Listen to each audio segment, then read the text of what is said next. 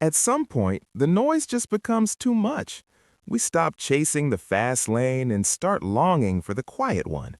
Australia is hiding places like that.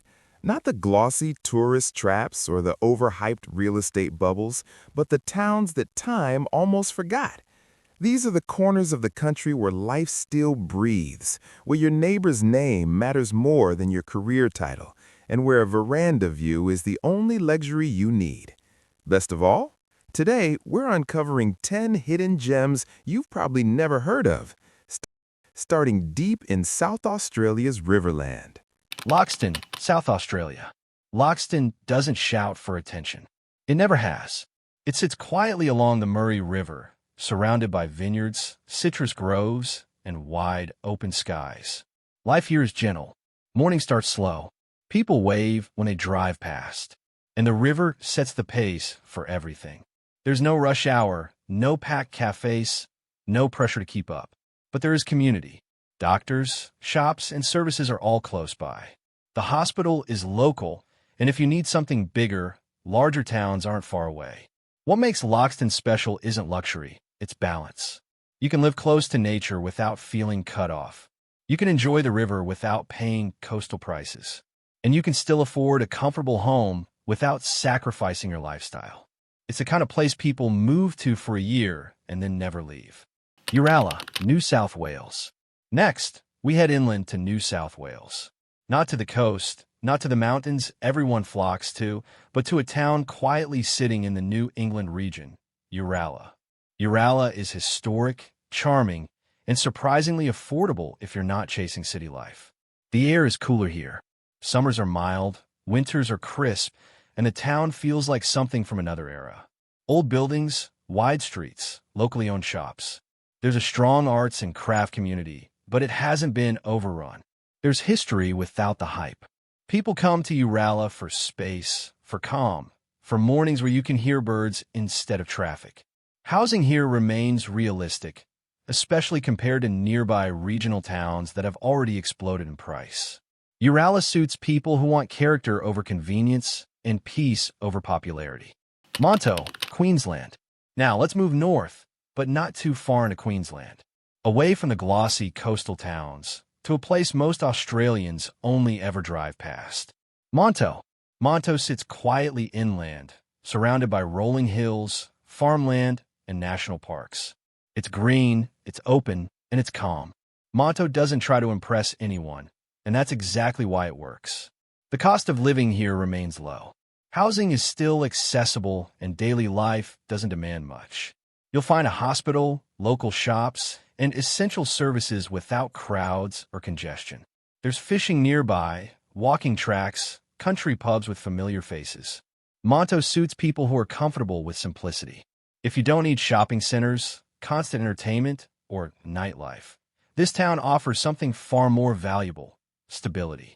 Katanning, Western Australia. For our fourth town, we cross over to Western Australia, but not to the coast everyone talks about. We head inland to a place many people overlook entirely: Katanning. Katanning is an agricultural town with deep roots, wide streets, big skies, and a slower pace. It's the kind of place where people still greet each other by name. Katanning has quietly improved over the years. Healthcare has expanded, services are reliable, and community support is strong. What keeps Katanning off most people's radar is distance, but for the right person, that distance is an advantage. Housing prices here remain some of the most reasonable in the country. Daily expenses are manageable, and there's no pressure to keep up with anyone. Katanning is not flashy. It's not trendy, but it's steady. And for many people, that's exactly what the next chapter of life should feel like. These first four towns all have one thing in common. They were never designed to impress outsiders. They were built to support the people who live there. And that's why they still work today. Bingara, New South Wales. Our next town takes us back to New South Wales, but far from the coast and far from the places people rush toward. It's called Bingara. Bingara sits quietly along the Gwydir River, surrounded by farmland, bushland, and wide open skies. At first glance, it doesn't look like much, and that's exactly why it works. Life here is gentle. The river runs through town, providing walking tracks, picnic spots, and a sense of calm that never really goes away. People fish here. They garden. They take their time. Bingara has the essentials: medical services, shops, a hospital nearby, but without the constant pressure of growth. Housing remains realistic. Daily expenses are manageable. And most importantly, you're not paying a premium just to exist. Bingara suits people who want nature close, neighbors nearby, and stress kept to a minimum. Donald, Victoria. From there, we head south, but not to Victoria's popular coastal towns. Instead, we stop in Donald. Donald sits in Victoria's Wimmera region, surrounded by open farmland and endless skies. This is a town built on agriculture, not tourism. And because of that, it has remained quietly affordable. Donald is flat, easy to get around, and designed for everyday living. Doctors are local, services are close, and nothing feels rushed. There's a strong sense of routine here, the kind that brings comfort rather than boredom. Morning walks, regular faces, conversations that don't feel forced. Donald isn't for people chasing excitement.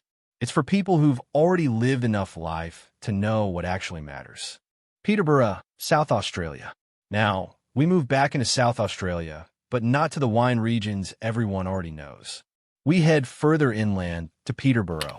Peterborough was once a major railway town, busy, important. But when the railways changed, the town changed too. What remained was strong infrastructure, solid housing, and a community that knows how to look after itself. Peterborough has wide streets, heritage buildings, and a calmness that comes from having already seen its busiest days. Life here is simple. You're close enough to larger centers if needed, but far enough away to avoid crowds and high costs. Housing here remains remarkably accessible, and daily life doesn't demand much. Peterborough suits people who want space, history, and predictability without isolation. Charleville, Queensland. For our 8th town, we return to Queensland, but again, not where most people look. This time, to Charleville. Charleville sits deep inland, where the sky feels larger and the nights are genuinely quiet. This is a town with real services, including a hospital, but without the pressure of population growth. Charleville has always been a hub for the surrounding region, and because of that, it has remained practical rather than flashy.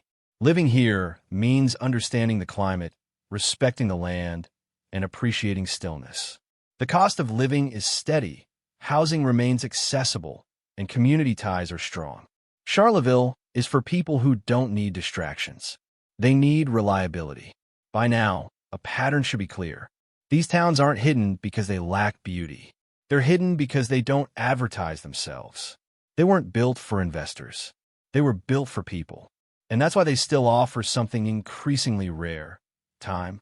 Sheffield, Tasmania. Our 9th town sits in Tasmania, but not in the places most people rush toward. Not Hobart, not Launceston, not the tourist trail. This town is called Sheffield. Sheffield sits at the foothills of Mount Roland, surrounded by farmland, rolling green hills, and crisp mountain air. It's quietly known as the town of murals, but that reputation never turned it into a hot spot. And that's a good thing. Life in Sheffield moves at a comfortable pace. Summers are mild, winters are cool, and the scenery never feels crowded. People come here for the landscape, but stay for the rhythm of daily life. Healthcare is accessible, shops are local, and larger centers aren't far if needed. Housing remains far more realistic than mainland alternatives with similar beauty.